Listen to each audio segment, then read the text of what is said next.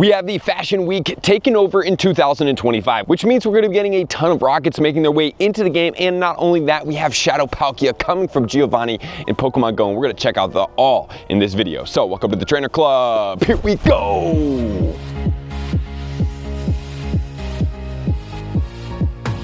So basically Wednesday evening, Tuesday evening, Wednesday, the first crack of dawn is going to be Team Rockets everywhere, which is a very exciting time because that's going to go all the way until Sunday the 19th. So let's not forget about the Shadow Ho-Oh raid weekend, which we will be covering in the next upcoming days. But also remember, we have a good event going on right now. Number one, the bonuses are going to be, there's going to be Team Rockets appearing everywhere. So now is a great time to go after there, especially to hunt after, in my opinion, the Dragon Grunt, one of the notoriously best grunts in the game. For me, myself, unfortunately, I did not get that shiny Shadow Beldum, which is still very surprising, but hey, the game goes on. And then also what we're going to be adding is TM away frustration. So if you have any meta attackers that you're looking to get movesets on, unfortunately it seems like this kind of lineup, it happens after we've had Calm Day. Like this should have been the week before Calm Day every single year in Pokemon Go in December, so that we can get all the TM frustration away, so that going into Calm Day we can do all the evolutions with the movesets. Hopefully they will be able to pick that up eventually. But for this event, number one is going to be Shadow Palkia.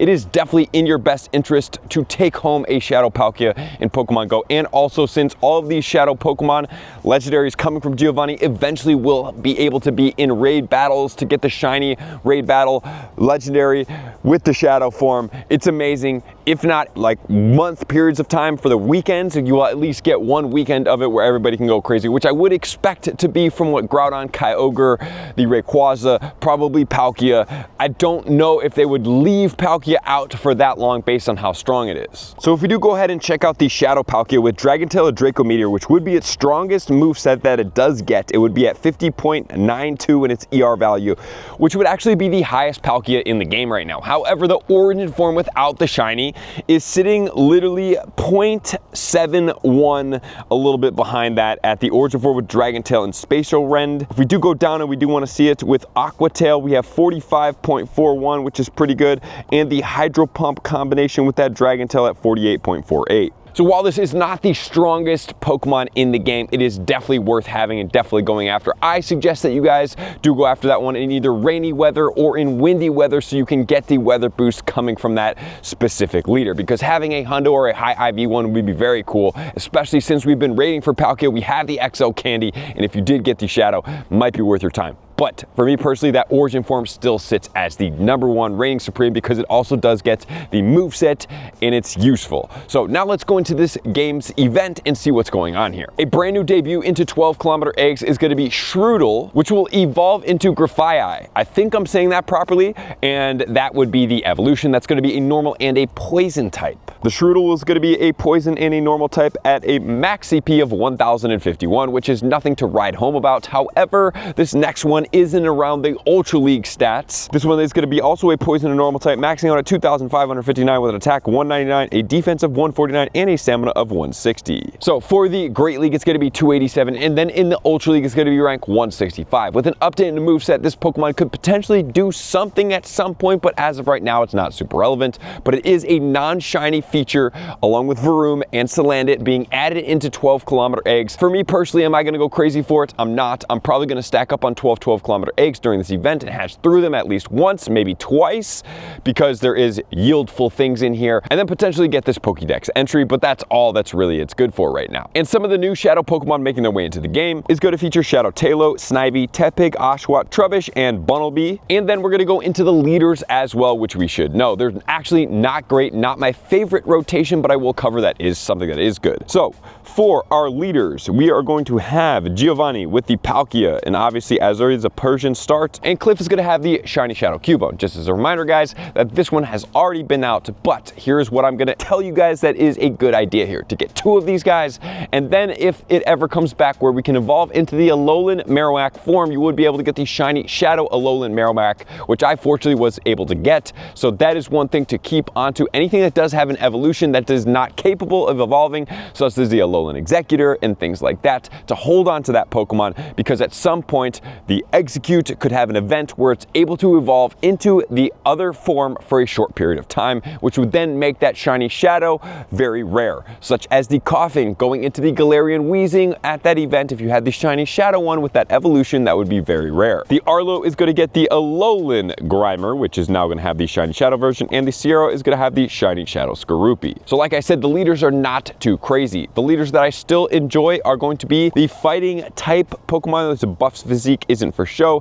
There is no confirmation that it is still the Timber. However, right now it is the Mankey and the Machop, Mankey being the primary one. And my favorite one of all is still the Dragon Grunt, which is going to feature 2 shiny shadow Pokemon, which is going to be the Dratini as well as the Bagon, and then also eventually, hopefully we'll have a shiny sooner than later, is going to be the Gibble. The Gibble is the only non-shiny in there, but this Grunt is fantastic. All these Pokemon are very meta-relevant Pokemon, and 2 shinies in there. That is my favorite Grunt that you could go after. If you see Roar every single time, do so. And then we do have the Winning is for Winners female Grunt, which is still a Snorlax encounter that is way too strong. So that's everything you need to know about those Rocket Grunts. And then as far as the spawns go, we'll have the fashionable Wooper, Sneasel, and Absol, as well as the Krogunk. And then the Stunky, Gothita, and Marini will be spawning as well. And then as far as the previous event, we're still expected to get some of these spawns, which is going to include the fashionable Diglett, Curlia, and the Blitzel, which is then going to also feature the Skitty, the Baneri, as well as the Furfrou. I suggest that you guys do hunt that one out as much as possible with these trim changes. And then the Bruxish as well, which is one of the rarer spawns at that. Probably actually one of the least amount of XL candies I do have for any Pokemon in this game. And then as far as the 12-kilometer eggs, it's going to remain semi-consistent, which will be Larvitar. We are going to have the Sandile, which I do not have the shiny. We're going to have the Pawniard, the Volibite. We are also going to be featuring the cute Pancham that does have the shiny out. And then the 3 non-shinies, which will be Salandit, which is the female as well, the Shroodle, which is going to be the brand new one, and the Varoom, which does not have it, but use the 12-kilometer eggs as dust yielding encounters as opposed to something else. And then in the 1-star raids, we're going to have both the Nidorans with the shinies, the Totodile, and the Ralts shiny. And then in the 3-star raids, we're going to be having the Electabuzz,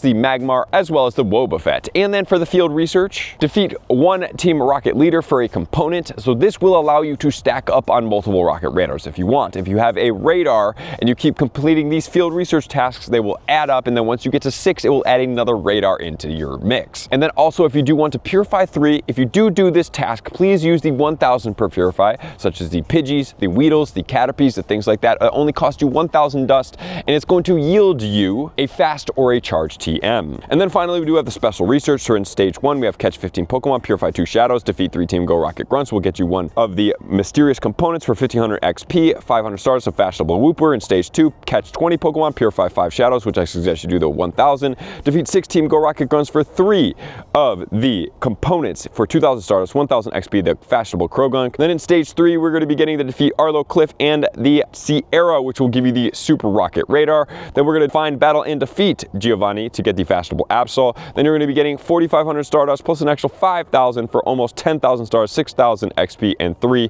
TMs. And then the collection challenge will feature catching all of the Pokemon available in the wild for the Trubbish and the 5,000 Stardust. So if you guys are able to put on a star piece and collect all of the last stages of this, as well as catch the Trubbish, and potentially if you could go out on the Spotlight Hour and then play for 30 minutes with that specific star piece, that would be the best yield for the day. So thank you guys for being here as always. Good luck on this event, one of my favorite ones. Please make sure to go over through pvpoke.com and find any of the relevant shiny shadow Pokemon that you might need to TM away frustration for, but definitely your meta attackers. And obviously this weekend, if you're going after Ho-Oh, which we will have a counter guide coming out. So thank you guys for being here as always. Love and appreciate you guys. To all of my likers, commenters, subscribers, Patreon members, everybody takes your support, subscription, if it's space 2x, I'm going to see you guys out on the next video. Peace.